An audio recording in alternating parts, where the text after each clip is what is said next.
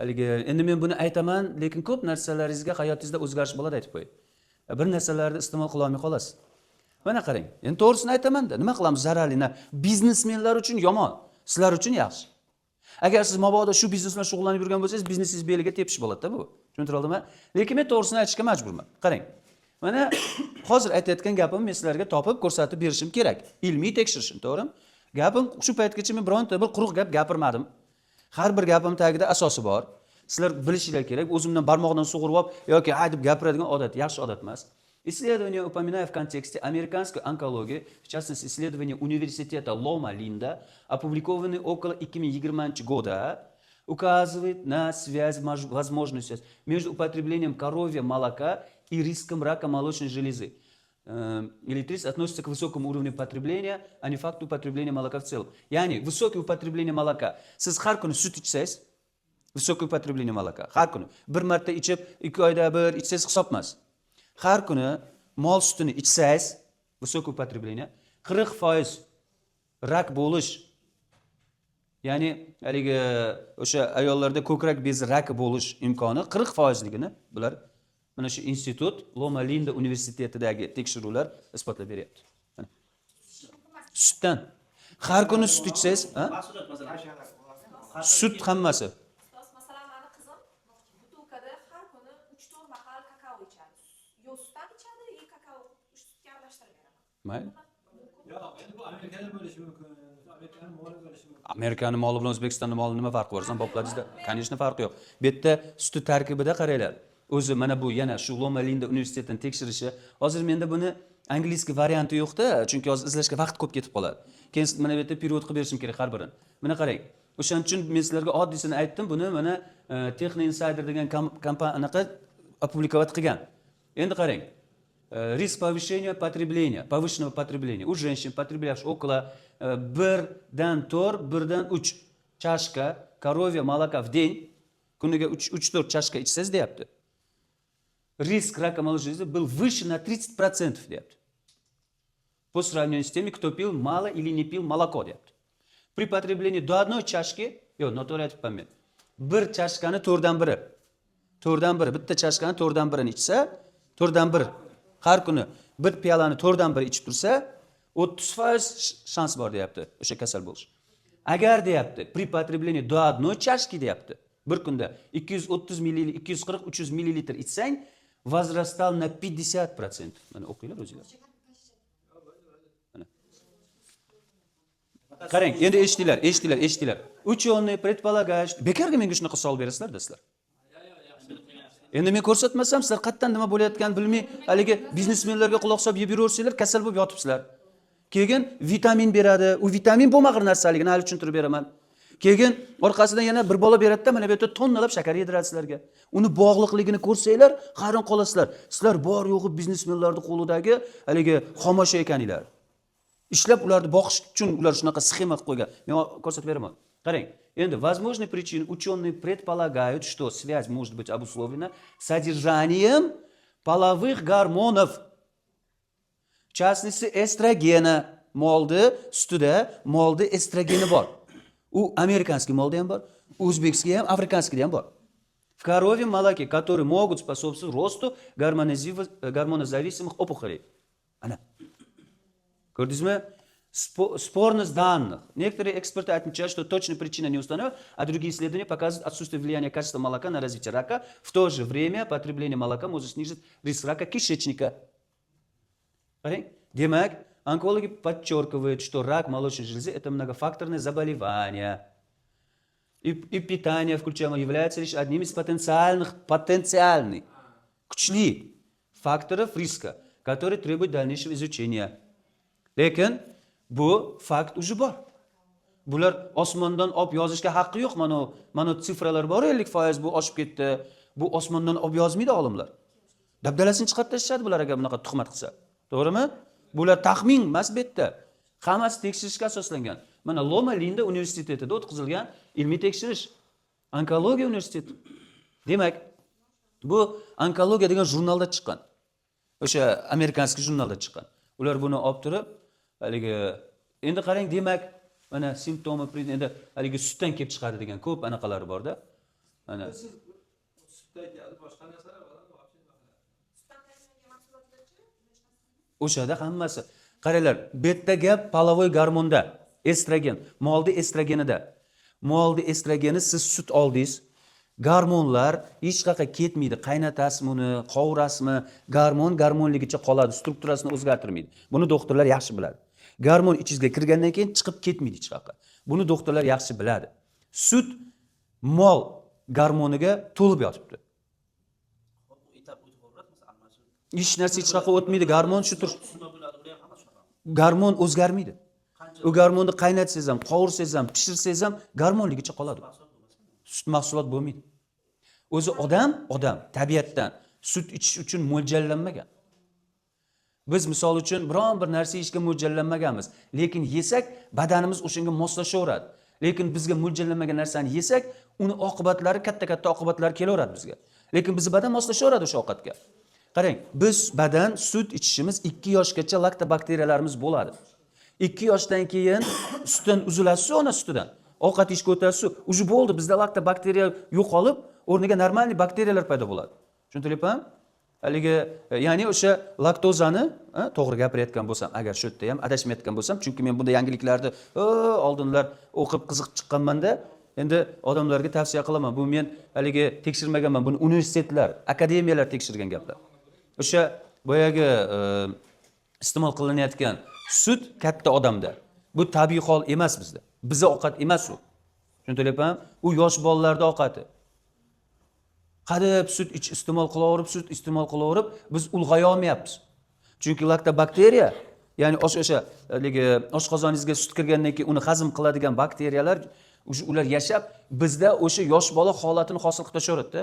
Uni ham o'zining bog'liqligi bor, uni ham ilmiyliklari bor. Hozir men sizlarga oddiy qilib aytib beryapman.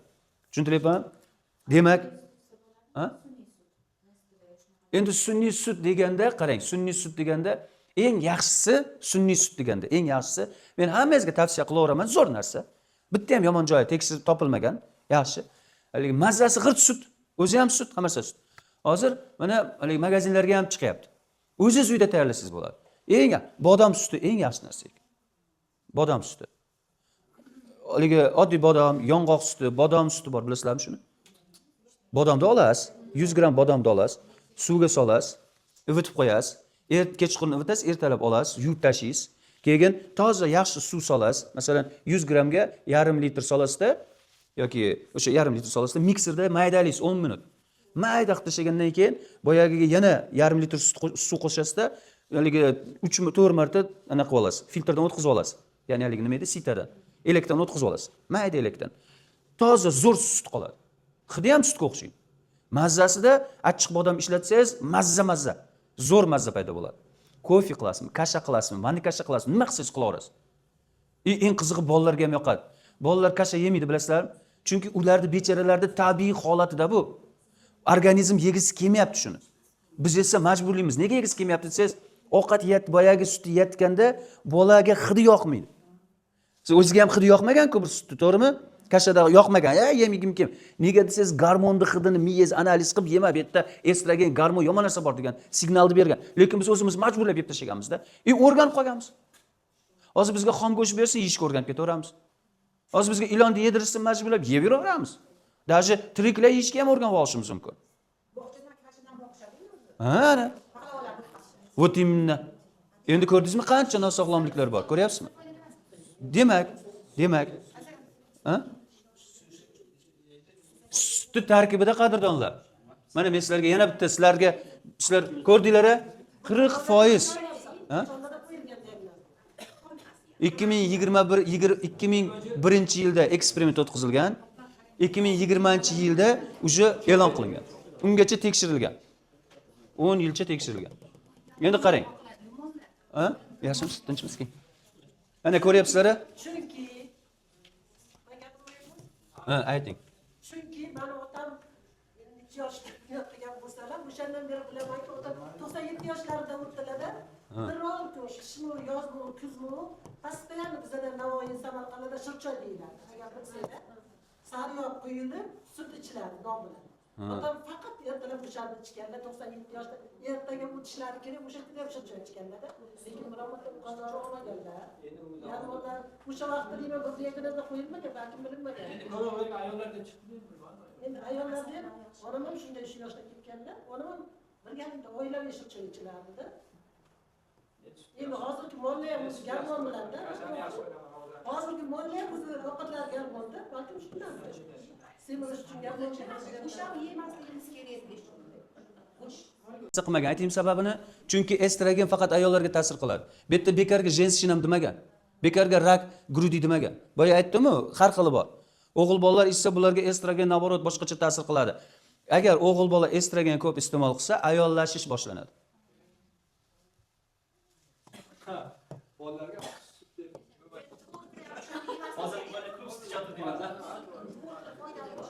Zo'r mif borda, sut haqida mif bor. Sutda kalsiy ko'p degan. To'g'rimi? Ha. Ertaklarda ertagi bu. Mana qarang, oddiy bitta misol. Men hozir bunday kiramanda qarang. Mana bu Fit Audit rossiyskiy sayt qaysiki rosa tekshirishlar o'tkazib, har bir mahsulotni elementlari haqida qancha 100 gramda qancha nima bor, hammasini точно ko'rsatib beradi. Bu sayt o'sha haligi ilmiy tekshirilgan ko'p haligi kompaniyalar, ko'p haligilar hamma shu saytdan foydalanadi. Endi men sizlarga hozir oddiy birinchi bo'lib bitta narsa, ya'ni kalsiy qayerda haqiqatan ko'p. Bu hamma mahsulotlarni kiritgan ichiga. Hozir ko'rasizlar, biz kalsiyni topib olik avval. Kalsiy. Mana kalsiy. Mana qarang. Hozir bu kalsiy 100 gram kalsiy 100 gram mahsulotda, hozir yozib bergan mahsulot 100 gramida necha milligram kalsiy borligini ko'rsatadi. Demak, mana qarang. 100 gram bazilik nima edi o'zbekchasiga? Rayhonda 100 gram rayhonda 2240 milligram kalsiy bor. Cheber, moyran, timyan, ukrop, seldir, shalfey, oregano, semena maka. Buni boru, buni 100 deganki 100%. Bu norma. Odam kuniga iste'mol qilish normasidan 130% ko'proq. Tushuntira oldimmi? Men короче. Endi qarang, semena endi qarang. Manolardan keyin mana koriander, dan keyin sir keldi. Sirda manolardan kam. Ko'ryapsizmi? Manolarda rayhonda 2240 bo'lsa, 100 gram rayhonda, 100 gram sirda 1184. Sirda. Sir u eng yig'ilgani, bilamiz. Endi qarang, petrushka, sir, koritsa, zirrada ham bor. Suxoy moloko, bu suxoy molokoda 912. Hech qaysi suxoy moloko hech qachon ichmaysiz, 100 gram suxoy molokozdan qancha sut chiqadi. Lavroviy listda daji bor. Sir meksikanskiy, sir. Sut qani sut? Даже гвоздикада 632 100 gramida. Vся tablitsa. Hamma ta. Sirda yo'q. Siz 100 gram quruq rayhonni olasiz. 100 gram quruq rayhonni olasiz. Ezib tepib tashlaysizda, valiga 3 kun shunday ovqatingizga solib olasiz. Kunlik ratsion, пожалуйста. Rayhon kalsiy nasishiniz bo'yicha birinchi o'rinda. Endi biz hozir sutni topishimiz kerak, qadrdonlar. Keng sutni topik. Mana bor. Moloko овечье. Moloko овечье, hozir korovislar rosa sevadigan sutni topik. Siz rosa sevadigan sut qani? Yo, bor. Qattadir bor. Mana echkiniki, boyagi qo'ydi edi. Bu echkiniki, qo'ydi ichmaymiz. Kefir bor ana. Bizga sut kerak. Bizga xalq bizga mana moloko korovya 120 milligram. 100 gramida. 100 gramida bu 3.7 jирности bo'lganda 1.9. Kalsiy ko'rsizmi? 120. Echkini sutida bo'lsa 150 dur. Ha? 134 gram. Qarang, 100 gram rayhoningizda 2240 milligram bor. Sutda endi bu echkizi suti bor-ku, qaynatilgan shpinatni 100 grami echkizi sutidan zo'rda. Kukuruzning muka bor-ku. Bilasizmi, o'shanda kasha tayyorlaysiz bor, oddiy suvga solib. Unda mana sutingizdan ko'p. Xo'sh, sizlarga savol. Sutda kalsiy bor degan gap to'g'rimi ekan? Mana marhamat, mana danning. Ha? Bu biznes qadrdonlar. Bağlarda ko'p ekan qaydan. Hamma kim aytadi sizga shu gap? Doktorlar aytadimi? Doktorlar aytadi, chunki ularning ustozlari ularga aytgan, ularning ustozlariga tepadagilar aytgan, tepadagilarga esa katta sut mahsulotini tayyorlovchi kompaniyalar aytgan. Smetanada Ularda kalsiy kam, sariyog'ni indamay chetga surib qo'yaverasiz, anaqa. Ularda kam, faqat sut mahsulotlarining ichida bittasi bor. Sir. O'sha sirda bor. 100 gram sirda bor. Lekin ikkinchi minusi bor. Boya ko'rganimiz. Sirda nima bor? Sut ichidagi gormonlar ham konsentrировано. Tushuntira oldimmi? Ana boya ko'rdik-ku biz. Sutda gormonlar borligini ko'rdik. Estrogen bor. O'sha estrogen ko'krak rakini keltirib chiqaryapti ayollarda 40%. O'zingiz o'qidingiz. Bir kunda bir chashka sut ichsang deyapti, ko'krak raki bo'lish imkoni 50% bo'ladi deyapti. Haligi universitet, Linda nima edi? London Linda instituti, universiteti. Onkologiyani tekshirgan universitet. Tasavvur qiling, 1 litr sutingizdan qancha sir chiqadi? Siz 100 gram sir yeganda где-то 1,5 litr sutni ichib qo'yasiz-da. Agar undan ko'p bo'lmasa. Tushuntiryapmanmi? Значит, boyagi kasal bo'lish imkoningiz shiq qilib ko'tarilyaptimi? Sir kalsiysi bor, lekin buyog'ida bunisi ham bor. Lekin endi eng o'zbek xalqining eng yaxshi ko'rgan hammasini hovlisida o'sadigan rayhon. Qarang. Ha? Ya 100 gram rayhon yemangsiz. Siz to'xtang, to'g'ri o'ylang. Siz hozir noto'g'ri o'yladingiz. Aytaymi nega? Qarang. Men sizlarga hozir narsani ko'rsatib berayda. Sut ich, haligi bu yerda prosta ozgina ilmiy fikrlashni bilish kerak-da odam. Mana qarang. Sut ichная norma kalsiy для человека. Desak, kalsiy для человека. Mana qarang. Qani sut ichning norma. Kalsiy. Nech chiqarib bermadi bizga? Человека. Mana yerda yozib qo'yib shuni ko'raveramiz. Qarang, 18 dan 60 yoshgacha 1000 milligram. Norma потребления kalsiy увеличивается старше. Чем katta bo'lgancha ko'proq kalsiy yo'q deyapti. 18 yoshdan 60 yoshgacha 1000 milligram yetadi senga deyapti. Demak siz sut ichni normani olishingiz uchun endi biz mana bu saytga kiramizda sutdan sut ichni norma olishingiz uchun siz где-то 1 litr sut bir kunda ichishingiz kerak. Boya esa bir chashka ichsang deyapti. Ko'krak raki bo'lish imkoning 50% ga oshadi deyapti. Siz kalsiyni sut ichni normani sutdan olaman desangiz. Bazilikdan olmoqchi bo'lsangiz, siz 50 gram yeyishingiz kerak. 50 grammi demak norma bo'ladi. Norma sut ichni. Har kuni 50 gram. Ertalab sho'rva ichasiz, maydalab sovorasiz, salat qilasiz, maydalab sovorasiz. O'zini yoring, pожалуйста, yeysiz. Mana endi mana chebiri bor, chebirdan soling, mayran sovoring, haligi parashok ko'rinishida sevforing, timyan, spetsiya, ya'ni spicelarni ukrop, пожалуйста, сушеный ukrop da ichida sut ichni normani почти 2 barobar ham bor bu yerda ham. Svejisida emas, bu qurug'ida. Qurug'i. Svejisi emas, qurug'i. Agar sveji rayhoningizda bo'lganda edi, unda siz bitta sho'rva bilan qondirib qo'yaverasiz. Haligi kesib solib. Qurug'ini solasiz. Qurug'ini.